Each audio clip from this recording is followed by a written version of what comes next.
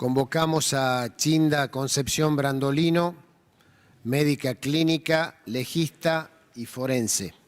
Yo estudié y profundicé dentro de la medicina legal la demografía, que es el estudio de las poblaciones, y es así como fui profesora asociada de la Cátedra de Geografía Humana de Ciencias Políticas en la Universidad Católica de La Plata a lo largo de toda la década del 2000. Y a lo largo del estudio de la demografía, también llamada geografía humana, encontré el origen de esta práctica promovida desde los centros más altos de poder mundial. En 1950, pocos años después, Rockefeller crea el Fondo de Población de Naciones Unidas para controlar la disminución de población en todo el mundo subdesarrollado y todo el mundo dominado. Se hacen entonces, para controlar cómo aumenta el aborto en las poblaciones, las llamadas conferencias de población y desarrollo. Se hacen cada 10 años, la primera se hizo en Bucarest en 1974, la segunda en México en 1984 y la tercera en El Cairo, en cuya formación también participé ayudando al doctor Bota, que nos representó allí. En esa primera conferencia, Argentina tuvo un papel muy importante en la oposición al aborto. En ese momento el presidente de este país había mandado al embajador, creo que fue Perón, el presidente del año 74, cuyo embajador presentó ante Naciones Unidas la oposición sistemática a la globalización del aborto y a toda política de control de natalidad, puesto, decía el embajador, leí todo su texto, la Argentina necesita una población mucho más importante. Al cabo de esta conferencia, el señor Henry Kissinger, secretario de Estado del presidente Nixon, eleva un informe al presidente de los Estados Unidos que se denominó, les pido a los señores senadores que me escuchen, implicancias del crecimiento poblacional para la seguridad de los Estados Unidos y sus intereses de ultramar. Implicancias del crecimiento poblacional para la seguridad de los Estados Unidos y sus intereses de ultramar, más conocido como informe Kissinger o Memorándum 200. Es un informe grande de 200 hojas, yo he dado muchos años clase con ese informe y he participado de su lectura en el Congreso de la Nación en la Convención Constituyente de 1994. En ese informe dice que durante el siglo XXI los Estados Unidos de América carecerán de los recursos minerales necesarios para su industria y que esos recursos yacen inexplotados en los países en vías de desarrollo. Que si esos países alcanzan un crecimiento poblacional importante, será inevitable su desarrollo industrial. Desarrollo que debemos evitar a toda costa para que esos países no consuman los minerales necesarios para los Estados Unidos de América. Sí, lo más insólito era lo que tú decías recién, que la izquierda sostenga esto, porque estamos hablando de ese informe, es del secretario de Estado, del presidente Nixon, del Estado más capitalista por excelencia.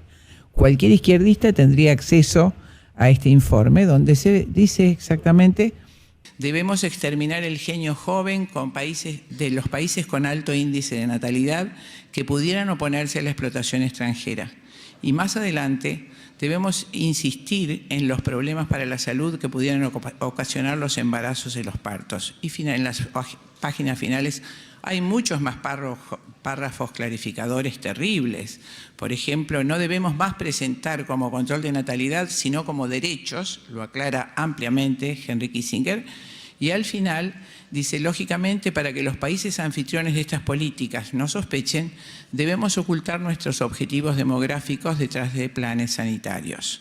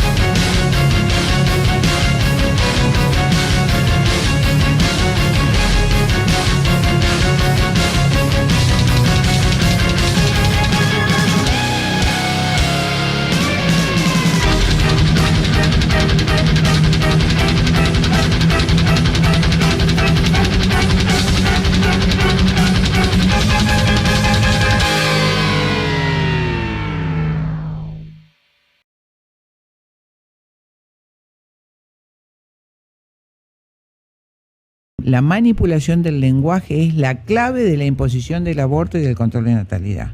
Lo dice claramente Kissinger. Entonces hablamos de salud sexual, salud reproductiva, educación sexual. Esto tiene un antecedente, lo que vos decís. Como quisieron hacerlo por la fuerza antes del informe Kissinger, Robert McNamara manda a los Médicos Sin Fronteras a Bolivia a esterilizar a las mujeres bolivianas. Con los médicos debían controlar el cáncer de útero. Se introdujeron en todas las comunidades y haciendo ese control cauterizaron las trompas de falopio. Miles de mujeres fueron esterilizadas. De ese genocidio nunca se recuperó Bolivia. Dejó de tener su papel prominente, es un país pobre en este momento. Los médicos, viendo que nadie los ayudaba, los padres de familia asesinaron a los médicos. Y por supuesto existe una película documental, ¿no?, que hacen con un francés, además de los libros, que son muchos. La película se llama Sangre de Cóndores. Viendo ese resultado, Robert McNamara era el secretario del Tesoro, que crea además el Banco Mundial para implementar el sistema de endeudamiento para los planes de control de natalidad. Es decir, nos hacen tomar préstamos carísimos para matar a nuestros hijos, sería el resumen, ¿no?, de la creación de Robert McNamara.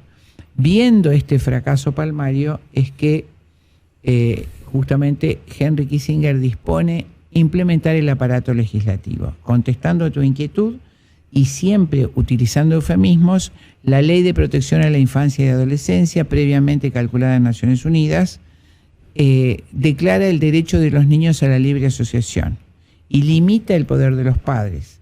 Declara la creación de servicios de salud para niños y adolescentes, recordando que en el lenguaje de Naciones Unidas, servicios de salud incluyen aborto. Y por supuesto, en mi país, en el artículo 8, tienen ligeras variaciones de país a país.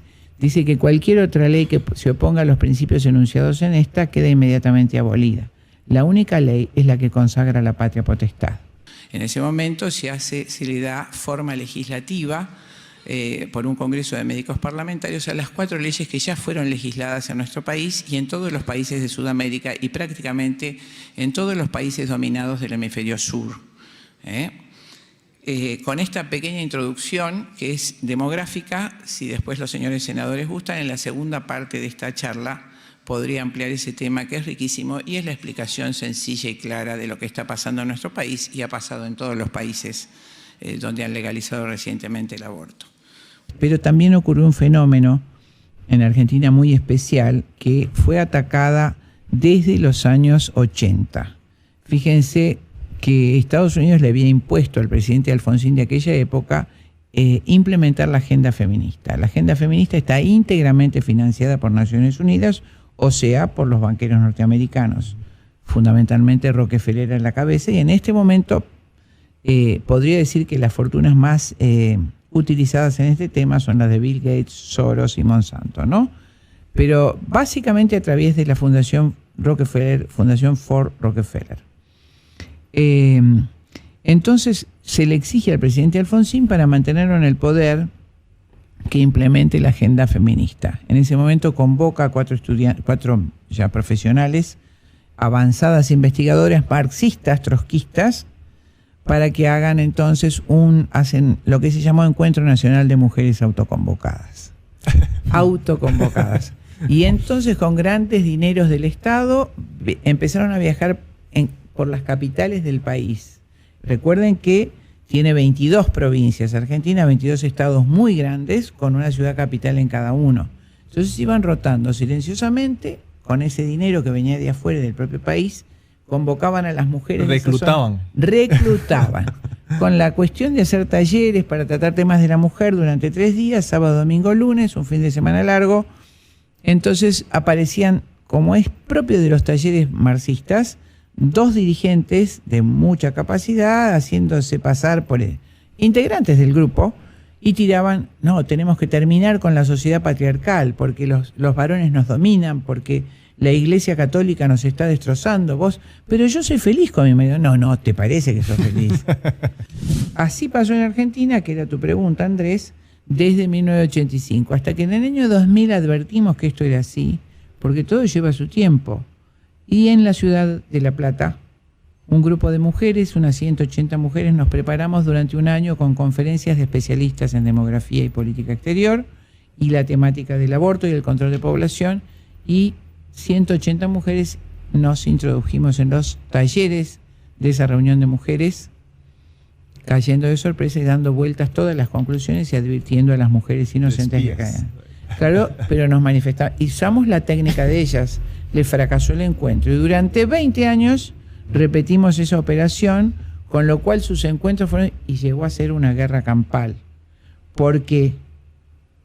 Porque les recortaban los fondos en la medida que tenían menos frutos. ¿Pero para qué sirvió eso? Para que todas las provincias conocieran la situación del feminismo, porque 6 meses antes del encuentro todas nosotras viajábamos a Tucumán, a Salta, a Mendoza, convocábamos a las mujeres de esas provincias y les avisábamos cómo era y les mostrábamos las filmaciones de los encuentros anteriores. Entonces, cuando llegó el debate del aborto, más de 20 años de lucha con el feminismo, todas las provincias conocían la patraña, todos los hogares argentinos sabían que era un engaño, y toda la Argentina salió a las calles. Desgraciadamente, los jóvenes universitarios, secundarios, son manipulados por estos ideólogos porque el Estado permite que tengan este poder. Doctora, ¿cuál es el país de América Latina con mayor tendencia a abrazar este genocidio que usted sienta que es más difícil de llevar el mensaje? No, fíjense, ni Chile se opuso íntegramente, miles de médicos renunciaron al ejercicio, dejaron su chaqueta en el hospital. Prefiero no ser médico. Prefiero no ser médico. Bachelet legalizó contra la voluntad de todo el pueblo chileno el aborto y salió premiada con cargos altísimos en Naciones Unidas, y hoy un costarricense me dijo que ya tiene un cargo importantísimo en derechos humanos, cobrando mucho dinero. En ningún país, Brasil, toda la gente odia el aborto. México también. Yo diría, no he estado en Colombia, no lo sé, y no he estado en Venezuela. Son 2 países que no sé. En el resto de los países hay una oposición, pero total del pueblo a la imposición del aborto. En Argentina es muy difícil. Paraguay viene de un gran genocidio donde la Argentina tiene un papel vergonzoso. En los fines del siglo XIX, el presidente Mitro embarcó a la Argentina junto con Brasil y Uruguay en la guerra de la Triple Alianza contra un país hermano totalmente que había sido siempre amigo de Argentina. Se aliaron los 3 ejércitos. El ejército brasileño era enorme y muy armado, ¿no es cierto? Se mataron 940.000 varones paraguayos. Imagínense, a fines del siglo XIX, prácticamente todos los hombres en edad militar murieron. Todos, inclusive el hijo del comandante, Solano López, el presidente de Paraguay, su hijito, el comandante Panchito, murió peleando con el sable en la mano, y lo enterró su madre, Elisa Lynch, una amazona, con sus propias manos. Impresionante la historia de Paraguay, y justamente me encantó y me conmovió profundamente las palabras del presidente paraguayo el año pasado, cuando lo llenaron de presiones terribles para que acepte la legalización del aborto, y dijo así: nuestro país fue destrozado por el asesinato de hombres en la guerra del Paraguay y lo salvaron las mujeres pariendo hijos. Yo jamás arriesgaré a mis mujeres con la imposición del aborto. Wow. Maravilloso. Gracias, doctora, por su exposición. Le quería hacer una pregunta. Bueno, varias en una. Primero, si nos puede explicar cómo se hace un aborto en un embarazo de 22 semanas o más hasta los 9 meses. La pregunta 1 es más de 22 semanas al término del embarazo. Esto lo legalizó el presidente Obama, se llama aborto por nacimiento parcial. El misoprostol no se puede utilizar más allá de, como dijo la señora, más allá de los primeros estadios del embarazo, porque puede ocasionar estallido de útero. Entonces, este es un aborto pequeño, pero vamos al siguiente. 22 semanas. Bueno, déjalo. Es 1 minuto, así que contesto la pregunta. Entonces se debe hacer aborto quirúrgico. Por favor. Por favor.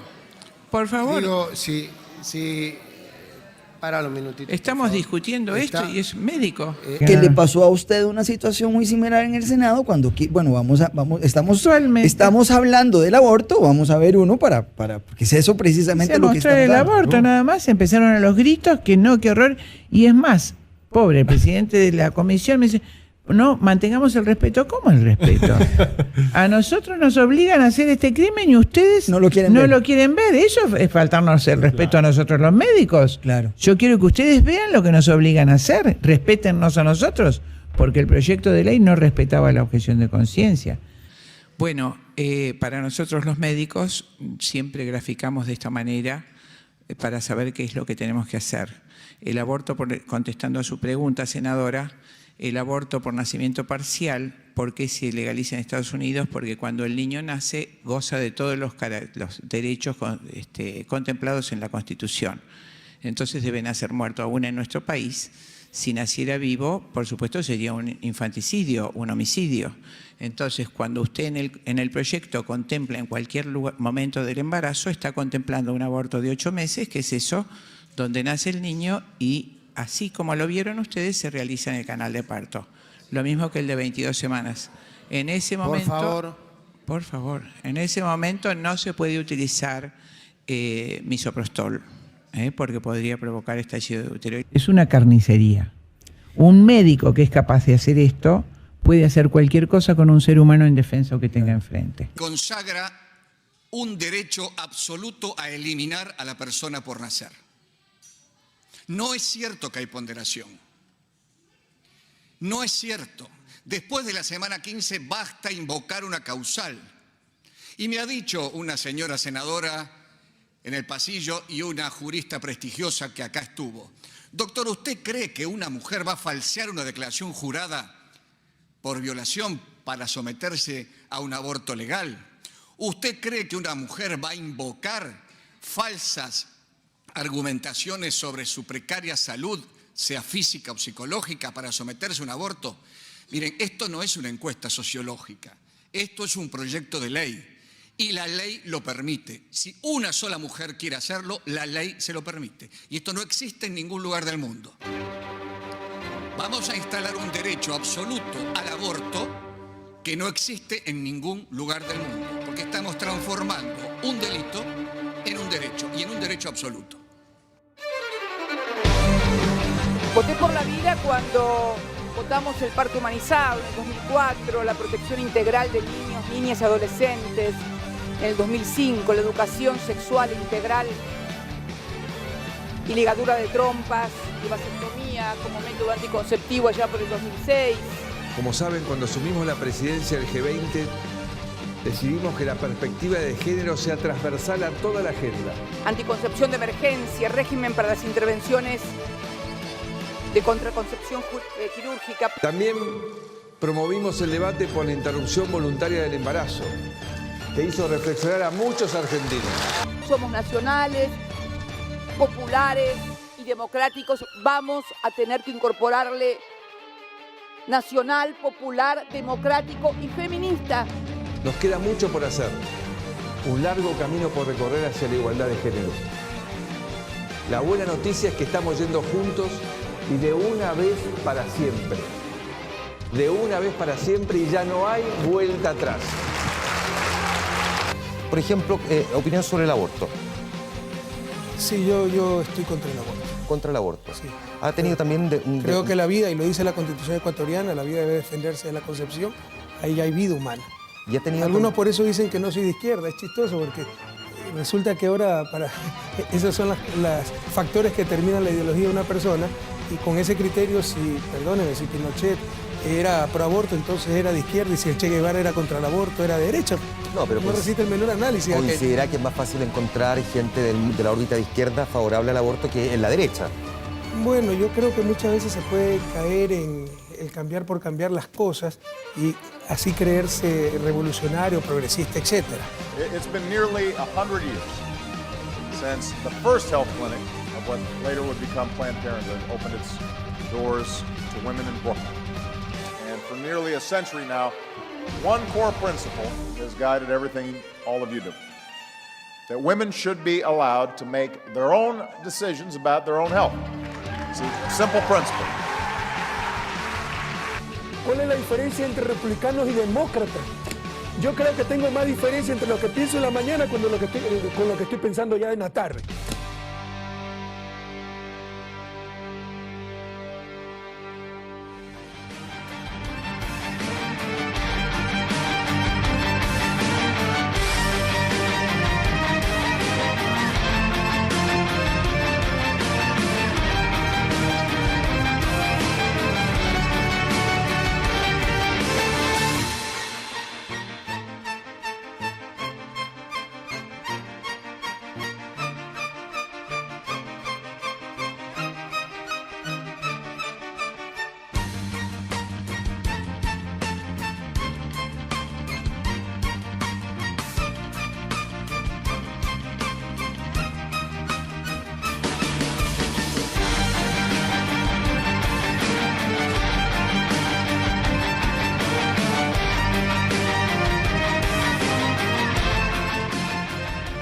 Aldous Huxley escribe un libro en forma novelada que se llama Un Mundo Feliz, donde ve claramente que los embriones ya no se hacen en sus mamás, sino que en bancos de embriones, y que se intoxica, se divide en 4 categorías: alfa, beta y gamma, alfa, beta, gamma y delta a los nuevos niños.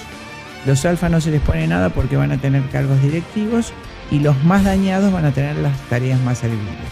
No se pueden cruzar entre sí, etcétera, y además se obliga a tomar una droga. El Estado, a través de de comunicaciones permanentes que reciben los operarios de las fábricas, les aconsejan tomar una píldora de droga que en la novela se llama Soma, para no tener que tomar 2 después, ¿no es cierto? Es decir, la gente sale, tiene una orgía sexual como diversión todos los días y toma su pastilla de Soma.